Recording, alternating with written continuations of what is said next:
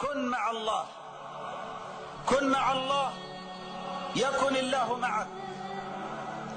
تعرف إلى الله في الرخاء يعرفك في الشدة. إذا سألت فاسأل الله، وإذا استعنت فاستعن بالله.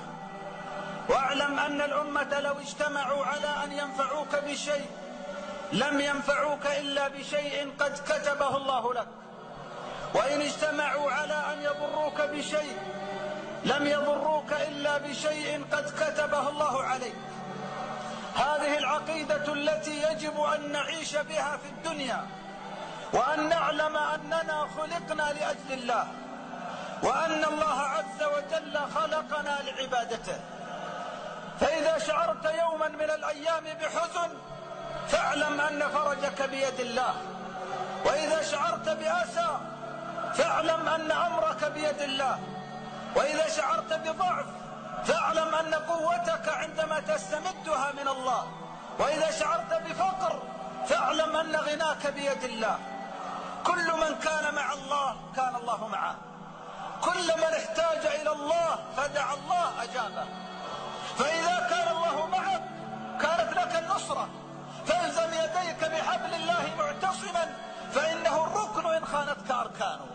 إن عدا عليك ظالم أو تجرى عليك مجرم أو تقوى عليك رجل أو استعان عليك عدو بأعوانه فاعلم أن خلاصك بيد الله.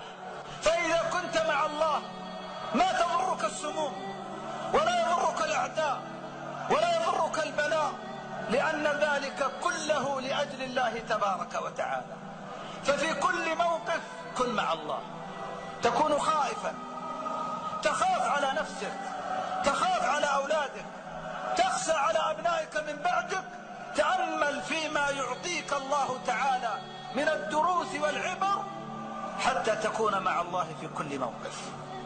فيجب أن تتعامل مع الله في كل أمورك، يجب أن تتعامل مع الله في كل أمورك، وينبغي أن تعامل الناس بما تحب أن يعاملك الله به. تريد أن يغفر الله لك، اغفر للناس، اغفر ليغفر الله لك، سامح ليسامحك الله، اعفو يعفو الله عنك، انفق ينفق الله عليك، استر يستر الله عليك، فرج كرب الناس يفرج الله عنك. من ستر مسلما ستره الله في الدنيا والآخرة، ومن فرج عن مؤمن كربة من كرب الدنيا فرج الله عنه كربة من كرب يوم القيامة.